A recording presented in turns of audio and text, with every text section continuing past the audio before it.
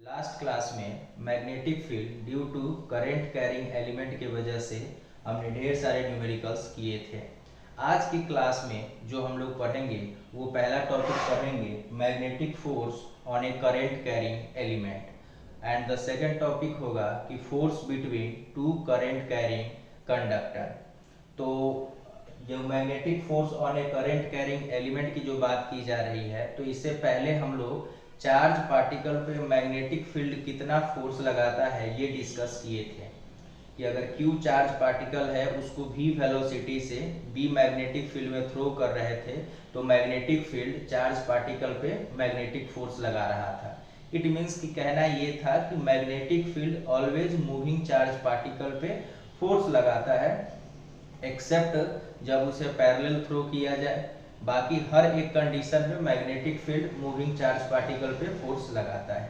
तो अगर कोई करंट कैरिंग एलिमेंट है उस पे मैग्नेटिक फोर्स कैसे लगेगा ये जानने के लिए हम लोग सोचेंगे कि कोई भी कंडक्टर होता है, उस कंडक्टर में ढेर सारे मूविंग चार्ज पार्टिकल्स होते हैं जिसको हम लोग फ्री इलेक्ट्रॉन्स कहते हैं। तो जैसे उस कंडक्टर को मैग्नेटिक फील्ड में ले जाकर रखते हैं और कंडक्टर के अंदर चार्ज पार्टिकल मूव कर रहा है तो कंडीशन सिमिलर हो गया कि force on a moving charge particle. तो उन मूविंग चार्ज पार्टिकल पे या बोल सके कि उन इलेक्ट्रॉन्स पे मैग्नेटिक फील्ड क्या करता है, फोर्स एक्सपीरियंस करता है, जिसके वजह से ये करंट कैरिंग एलिमेंट पे फोर्स लगेगा। तो आइए हम लोग डिस्कस करते हैं। सपोज करिए कि एक करंट कैरिंग कंडक्टर है जिसमें करंट I पास कर रहा है। तो मान लीजिए कि consider I equal to electric current, मतलब उस कंडक्टर में करंट कितना पास हो रहा है, I पास हो रहा है। कंडक्टर का कुछ ना कुछ क्रॉस सेक्शनल एरिया होगा ही होगा। A is equal to cross sectional area, L length होगा, L लेंथ ऑफ कंडक्टर। और कंडक्टर के अंदर जो इलेक्ट्रॉन मूव करता है उसको हम लोग बोलते हैं, जिस वेलोसिटी से मूव करता है उस वेलोसिटी को हम लोग बोलते हैं ड्रिफ्ट वेलोसिटी। एन मतलब number of electrons per unit volume, number of electrons per unit volume. और आप लिखना चाहो तो टॉ को भी लिख सकते हो, average relaxation time, average relaxation मतलब सर टाइम।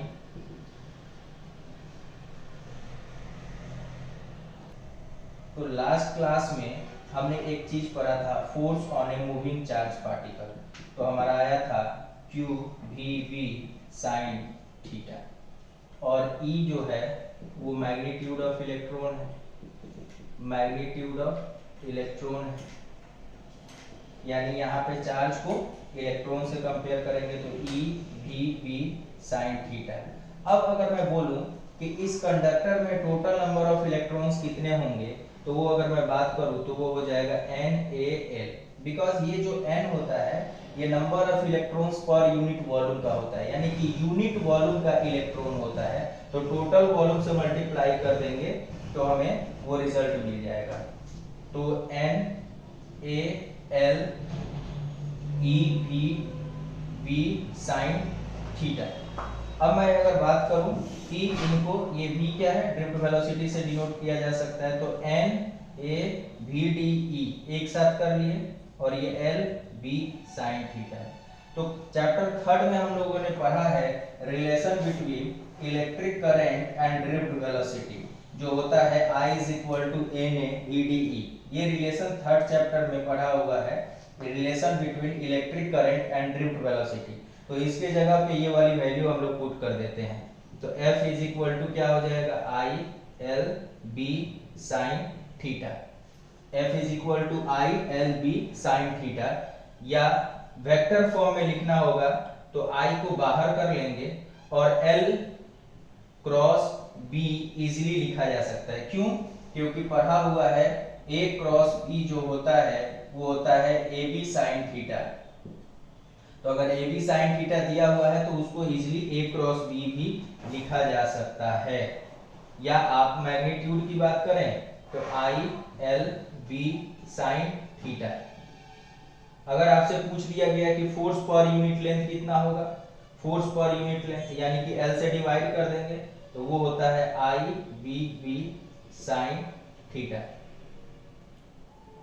फोर्स पर यूनिट लेंथ कितना हो जाएगा, I into capital B is the magnetic field और साइन थीटा। सिंपल सी बात अगर करें कि एक कंडक्टर है, उस कंडक्टर के अंदर ढेर सारे इलेक्ट्रॉन्स हैं जो कि मूव कर रहे हैं। जैसे उस कंडक्टर को मैग्नेटिक फील्ड में ले जाकर रखेंगे तो मैग्नेटिक फील्ड क्या करता है, उन सारे इलेक्ट्रॉन्स पे फोर्स लगाना शुरू कर देता है। इसी वजह से करंट कैरिंग एलिमेंट पे मैग्नेटिक फील्ड फोर्स लगाता है। तो उसमें हम लोगों ने क्या क्या देखा, आई हमारा इलेक्ट्रिक करंट हो गया, ए हमारा क्रॉस सेक्शनल एरिया हो गया, एल लेंथ हो गया, VD drift velocity and electron density और टाउ एवरेज रिलैक्सेशन टाइम। हालांकि यहाँ पर कहीं जरूरत इसकी नहीं पड़ी है, बट ये हमारा टर्म है। हमें पता है कि मूविंग चार्ज पार्टिकल पे फोर्स कितना लगता है, F is equal to q v B sine theta. और यहाँ पे चार्ज नहीं मूव करके क्या मूव कर रहा है, इलेक्ट्रॉन लेकर चलेंगे तो e v B sine theta. अब मैं बात करूं कि अगर नंबर ऑफ इलेक्ट्रॉन्स यानी कि टोटल इलेक्ट्रॉन्स कितने हैं, तो number of electrons per unit volume और इनटू वॉल्यूम कर देंगे तो टोटल नंबर ऑफ इलेक्ट्रॉन्स पता चल जाएगा। तो इस वजह से NaVdE को मैंने I लिख दिया, बिकॉज थर्ड चैप्टर में ये रिलेशन पढ़ा हुआ है, relation between electric current and drift velocity. इसके जगह पे मैंने I पुट कर दिया तो हमारा फोर्स का फॉर्मूला चेंज हो गया, I L B sign theta. अब ध्यान से देखिए, एल बी साइन थीटा को L क्रॉस B वेक्टर लिखे हैं, क्यों? ए बी साइन थीटा को अगर A क्रॉस B लिख सकते हैं तो ठीक उसी तरीके से एल बी साइन थीटा को L cross B, L is the length, B is the magnetic field. हालांकि क्वेश्चन में फॉर्मूला ये दो ज्यादा यूज होता है, बट वेक्टर फॉर्म में भी जानना जरूरी है। तो F is equal to I L B sine theta. I उस कंडक्टर में जो करंट जाएगा, L उस कंडक्टर का लेंथ दिया हुआ होगा, B उस कंडक्टर को जिस मैग्नेटिक फील्ड में रखा गया उस मैग्नेटिक फील्ड का वैल्यू होगा, और theta is the angle between L and B। Clear है? अभी हम लोग डिस्कस किए कि फोर्स जो आया था वो आया था आई एल क्रॉस बी, यानी कि यहाँ पर थीटा एंगल बहुत मैटर करता है।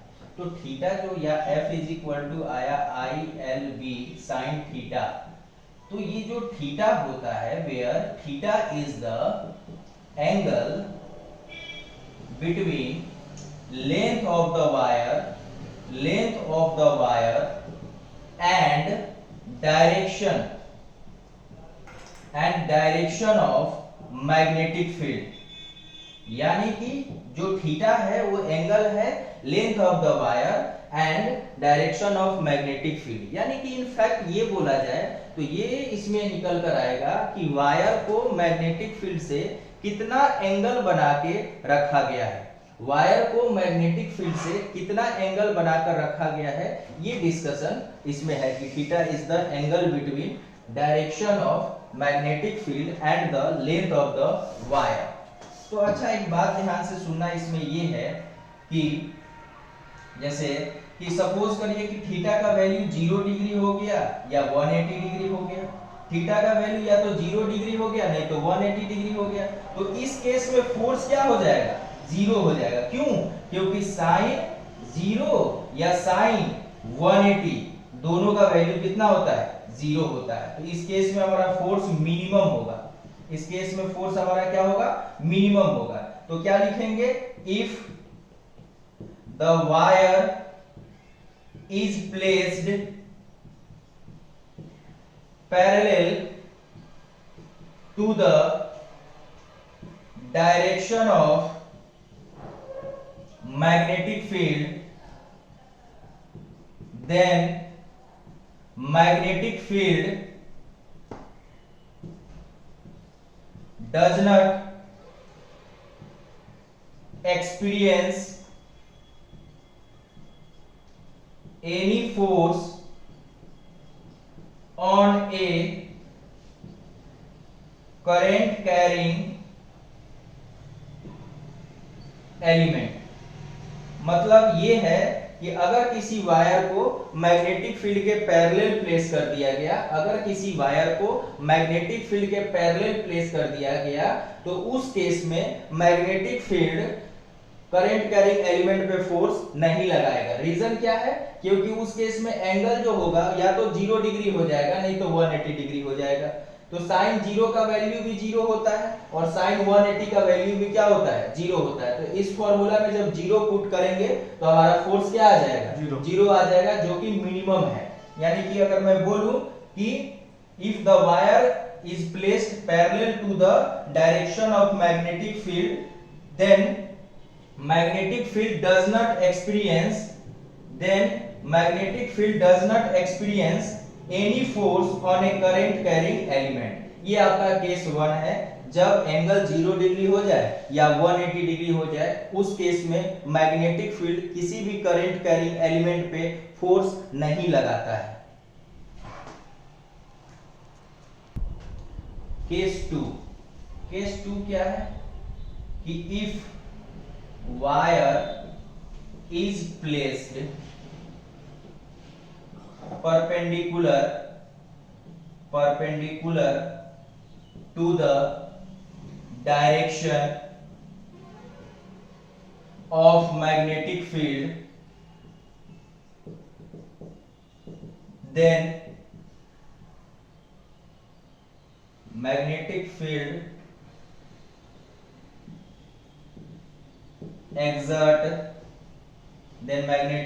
exert maximum magnetic force on a current carrying wire। क्यों? F इज इक्वल टू होता है ILB sin थीटा। यानी कि वायर को मैग्नेटिक फील्ड से 90 डिग्री का एंगल बनाकर प्लेस किया गया है। वायर को 90 डिग्री का एंगल बनाकर मैग्नेटिक फील्ड से प्लेस किया गया है। तो इस केस में थीटा का वैल्यू कितना हो जाएगा? 90 हो जाएगा। तो साइन 90 का वैल्यू होता है 1। साइन 90 का वैल्यू क्या होता है? 1। तो इस वजह से यहाँ पे जो फोर्स आएगा ILB जो कि मैक्सिमम फोर्स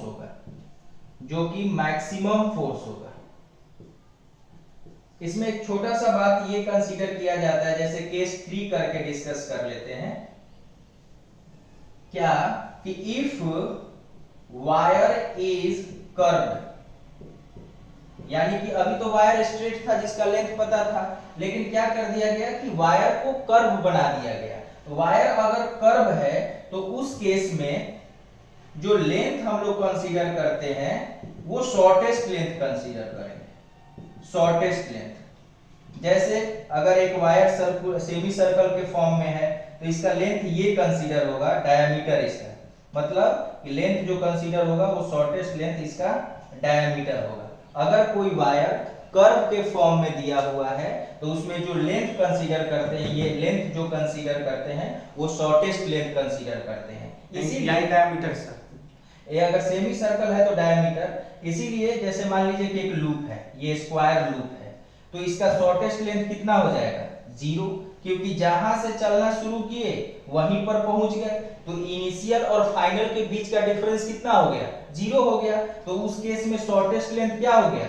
0 हो गया। तो टोटल फोर्स जो इस स्क्वायर लूप पे लगेगा वो क्या लगेगा? 0 लगेगा। क्यों? क्योंकि आपके पास एक वायर था, उस वायर को आपने स्क्वायर के फॉर्म में कन्वर्ट कर दिया। स्क्वायर के फॉर्म में कन्वर्ट करने से क्या हुआ कि शॉर्टेस्ट लेंथ की वैल्यू क्या हो गई? 0 हो गई। इसीलिए इस पे जो टोटल फोर्स लगेगा वो लगेगा 0। क्यों? क्योंकि इस केस में शॉर्टेस्ट लेंथ क्या हो गया? 0 हो गया। यानी कि हमें ध्यान रखना है कि अगर वायर को मैग्नेटिक फील्ड के पैरेलल प्लेस करेंगे तो फोर्स 0 होगा, परपेंडिकुलर प्लेस करेंगे तो फोर्स मैक्सिमम होगा, या किसी और एंगल पे प्लेस करेंगे जैसे थीटा इज इक्वल टू 30 ले लीजिए, 60 ले लीजिए, 45 ले लीजिए, तो उसमें कुछ ना कुछ वैल्यू फोर्स का आएगा। अगर वायर कर्व हो गया, यानी कि जो आपके पास लंबा एक वायर था उसको आपने सर्कल के फॉर्म में कन्वर्ट कर दिया, तो तो सर्कल के फॉर्म में अगर आपने कन्वर्ट कर दिया कंप्लीट सर्कल के फॉर्म में, तो उस केस में शॉर्टेस्ट लेंथ क्या हो जाएगा? 0। क्यों? क्योंकि जो आपका इनिशियल पॉइंट है वही आपका फाइनल पॉइंट है। तो जब इनिशियल और फाइनल दोनों सेम हो जाता है तो उस केस में शॉर्टेस्ट लेंथ हो जाता है 0। तो उस वजह से उस लूप पे फोर्स कितना लगेगा? 0 लगेगा। उसी वायर को आप स्क्वायर के फॉर्म में भी अगर कन्वर्ट कर देते हो, उसी वायर को आप रेक्टेंगल के फॉर्म में कन्वर्ट कर देते हो, उसी वायर को आप किसी भी क्लोज्ड लूप में अगर कन्वर्ट कर रहे हो, इसका मतलब ये है कि जो टोटल फोर्स लग रहा होगा, यानी कि चारों के चारों आर्म पे जो फोर्स लग रहा होगा, उन सब का सम कितना हो जाएगा? 0 हो जाएगा। ओके, अब हम लोग कुछ क्वेश्चंस डिस्कस करेंगे। जैसे क्वेश्चन है कि if a wire in which 1 ampere current is flowing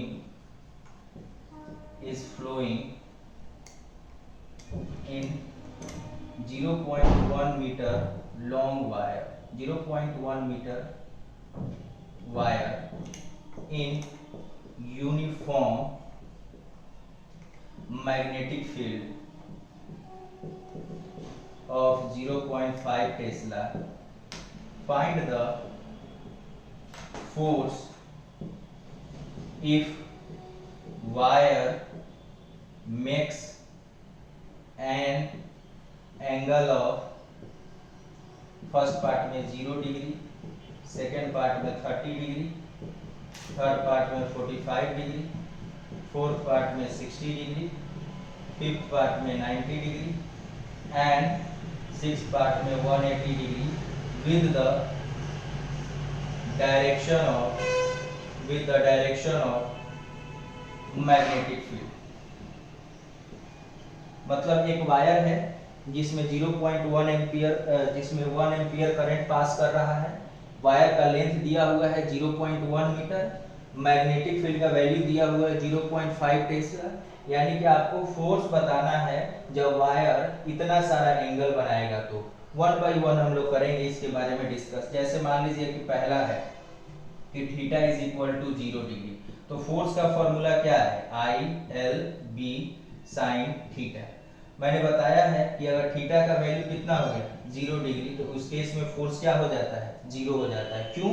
क्योंकि साइन 0 का वैल्यू 0 होता है, इसीलिए फोर्स कितना हो जाएगा? 0। तो वैल्यू पुट करने की जरूरत ही नहीं। दूसरा केस क्या था? सेकंड वाला कि थीटा का वैल्यू 30 डिग्री, तो फोर्स I कितना एम्पियर है? 1 एम्पियर, लेंथ कितना है? 0.1, मैग्नेटिक फील्ड कितना है? 0.5 और साइन 30 का वैल्यू कितना होता है? 1/2। क्यों? क्योंकि यहाँ पे theta is equal to 30 degree है, तो साइन 30 का वैल्यू हो गया 1/2, यानी 0.1 और 0.5 मिलके 0.05 हो जाएगा इंटू 1/2। तो अगर मैं बात करूं तो 0.025 हो जाएगा, 0.025 न्यूटन हो गया। इसी तरीके से थीटा का वैल्यू 60 डिग्री होगा तो क्या होगा? क्योंकि साइन 60 का वैल्यू कितना होता है? √3/2। तो जो वैल्यू आया है उसमें √3 से मल्टीप्लाई कर देंगे। 90 डिग्री पे फोर्स क्या होता है? मैक्सिमम होता है। उस केस में फॉर्मूला क्या होता है? ILB। I 1 है, L कितना है? 0.1 मीटर और B का वैल्यू कितना है? 0.5। तो 0.1 इंटू 0.5 मिलके हो जाएगा 0.05 न्यूटन। इट मींस कि अलग अलग एंगल पे 180 में तो कोई सोचना ही नहीं है। क्यों? क्योंकि 0 और 180 के केस में फोर्स क्या हो जाता है? 0 हो जाता है, बिकॉज साइन 0 का वैल्यू भी क्या होता है? 0 होता है, और साइन 180 का वैल्यू भी क्या होता है? 0 होता है। तो यहाँ पर हमने देखा कि एक वायर है जिसमें करंट पास कर रहा है, उसका लेंथ गिवन है, मैग्नेटिक फील्ड का वैल्यू गिवन है। तो डिफरेंट डिफरेंट एंगल पे अगर प्लेस करते हैं, डिफरेंट डिफरेंट एंगल पे प्लेस करते हैं, तो उस वायर पे मैग्नेटिक फील्ड कितना फोर्स लगाएगा हमने डिस्कस किया। 0 डिग्री और 180 डिग्री के केस में फोर्स 0 हो जाएगा, 90 डिग्री के केस में फोर्स मैक्सिमम होगा, बाकी के बीच का कोई भी एंगल हो फोर्स 0 टू मैक्सिमम के बीच में लाई करेगा। 0 to 1 के बीच में। ये दो क्वेश्चन जो है वो एनसीईआरटी का है। जो कि एग्जाम में आया भी हुआ है और ये जानना भी जरूरी है। पहला क्वेश्चन है कि 3 centimetre long wire carrying a current of 10 ampere is placed inside a solenoid perpendicular to axis. The magnetic field inside the solenoid is 0.27 Tesla. What is the magnetic force on the wire? यानी कि एक wire है जिसको solenoid के अंदर में place किया गया है, जिसका लेंथ 3 सेंटीमीटर है और उस वायर में करंट जो है वो 10 एम्पियर पास हो रहा है और परपेंडिकुलर टू एक्सिस, यानी कि वायर और मैग्नेटिक फील्ड के बीच का जो एंगल है वो 90 डिग्री है। तो जब 90 डिग्री हो जाए तो उस केस में फोर्स का फॉर्मूला ILB। तो I कितना दिया हुआ है 10 एम्पियर, लेंथ कितना है 3 सेंटीमीटर यानी कि 3 × 10 का पावर -2 मीटर और मैग्नेटिक फील्ड का वैल्यू कितना दिया है 0.27 टेस्ला। तो अगर मैं इसको कैलकुलेट करूं, जैसे हमारा क्या है करंट है 10 एम्पियर, I है 3 एम्पियर, I है 3 एम्पियर और 10 एम्पियर, लेंथ 3 सेंटीमीटर और मैग्नेटिक फील्ड दिया हुआ है और थीटा का वैल्यू क्या है 90 है। तो थीटा का वैल्यू 90 होता है तो उस केस में sin 90 का वैल्यू क्या हो जाता है 1 हो जाता है। तो इसको जब सॉल्व करेंगे तो आएगा 8.1 × 10 का पावर -2 न्यूटन। क्यों? क्योंकि 10 3 जा 30 और 30 को जब 0.27 से मल्टीप्लाई करेंगे तो 8.1 आएगा। 30 को अगर मल्टीप्लाई करते 0.27 से तो 8.1 आएगा, यानी कि जो इस पे फोर्स लगेगा वो 8.1 × 10 का पावर -2 न्यूटन लगेगा। एक वायर था जिसका लेंथ दिया हुआ था, उसमें करंट कितना जा रहा है ये दिया हुआ था और मैग्नेटिक फील्ड की वैल्यू दी हुई थी और हमें फोर्स बताना था और यहाँ पर बोल दिया गया है परपेंडिकुलर। परपेंडिकुलर मतलब थीटा का वैल्यू 90 डिग्री। तो उस केस में फॉर्मूला क्या हो जाता है ILB। क्यों? sin 90 का वैल्यू 1 हो गया। I कितना दिया है 10 एम्पियर, लेंथ कितना है 3 सेंटीमीटर और मैग्नेटिक फील्ड का वैल्यू कितना है ये अगर पूरा ओवरऑल मल्टीप्लाई करेंगे तो आएगा 8.1 × 10 का पावर -2 न्यूटन। सेकेंड वाला क्वेश्चन देखते हैं। बोल रहा है कि what is the magnitude of magnetic force पर unit length on a wire carrying a current of 8 ampere and making an angle 30 degree with the direction of magnetic field of 0.15 Tesla. तो force का formula क्या होता है ILB sin theta. अब ये कह रहा है फोर्स पर यूनिट लेंथ पूछ रहा है, तो फोर्स पर यूनिट लेंथ ये हो गया IB sin थीटा, यानी I दिया हुआ है कितना एम्पियर है 8 एम्पियर है, मैग्नेटिक फील्ड का वैल्यू दिया हुआ है 0.15 और ये दिया हुआ है 30 डिग्री। तो sin 30 का वैल्यू कितना होता है 1/2 होता है। तो 8 × 0.15 × 1/2 तो 2 4 जा 8। अगर यहाँ पर मैं मल्टीप्लाई करूँ 0.15 × 4 तो 0. कितना आ जाएगा 6 आ जाएगा। तो 0.6 न्यूटन पर मीटर। न्यूटन पर मीटर क्यों यूनिट लिखना पड़ा? बिकॉज पूछा है फोर्स पर यूनिट लेंथ, यानी कि पर यूनिट लेंथ में फोर्स कितना लगता है। तो फोर्स पर यूनिट लेंथ का फॉर्मूला ये कन्वर्ट हो जाता है। हालांकि फोर्स का फॉर्मूला ये है, लेकिन जब फोर्स पर यूनिट लेंथ पूछेगा तो F/L = IB sin theta. Electric current दिया है कितना 8 एम्पियर, मैग्नेटिक फील्ड 0.15 टेस्ला दिया है और थीटा का वैल्यू sin 30 दिया हुआ है। तो इस वजह से हमारा दोनों क्वेश्चन का सॉल्यूशन हो गया, यानी कि एनसीईआरटी में ये दोनों चीजें पूछी हुई हैं। तो इसका डिस्कशन कंप्लीट हुआ।